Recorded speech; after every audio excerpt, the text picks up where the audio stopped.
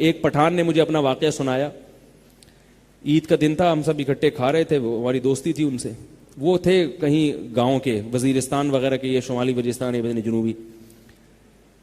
یہاں ان کا truck stand ہے نا, ادھر ان کا ٹائروں کا کاروبار تھا. جتنے پٹھان آپ کو ٹرک اسٹینڈ میں ملیں گے نا, اتنے صوبہ سرحد میں نہیں ملیں گے. ٹھیک ہے, سب نے کنٹینر کا اور ٹرکوں کا کاروبار شروع کیا ہوا ہے.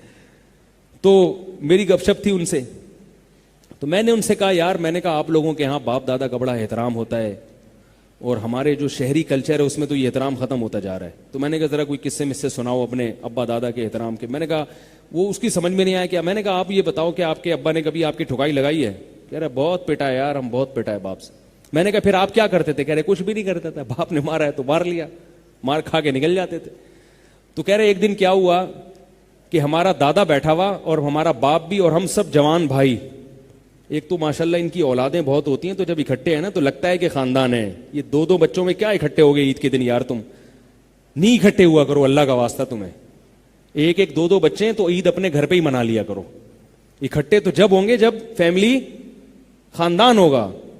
تو وہ دادا تھے, کہہ رہے ہمارے چاچے اور سارے ہم بھائی بھائی سارے جمع, عید کا دن تھا.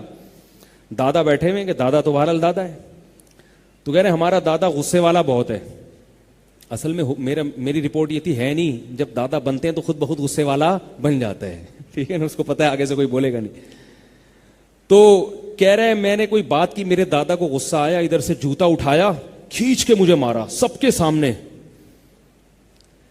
تو میں نے کہا پھر کیا ہوا؟ کہہ رہے کچھ نہیں, میں بھی بھاگا اور میرے دوسرے بھائی بھی میرے پیچھے پیچھے بھاگے کہ اگلا جوتا ان کو لگنے والا ہے.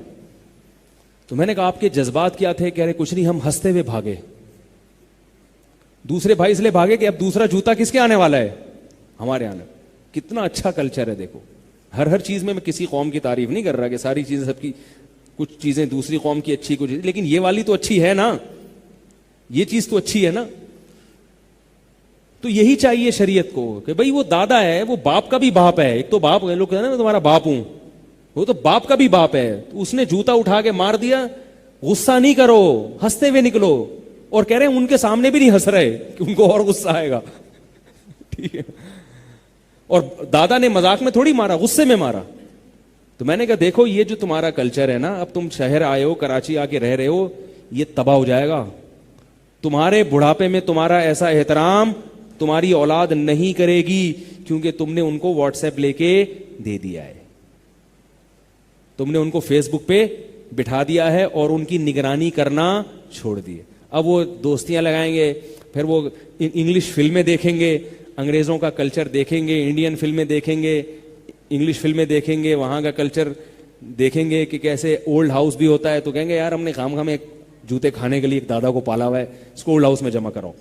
تو یہ سارا سیٹ اپ ہو جائے گا. تو میں نے کہا اس کلچر کو بچا کے رکھو, اور بچے گا کیسے؟ دین میں لگاؤ اپنے بچوں کو.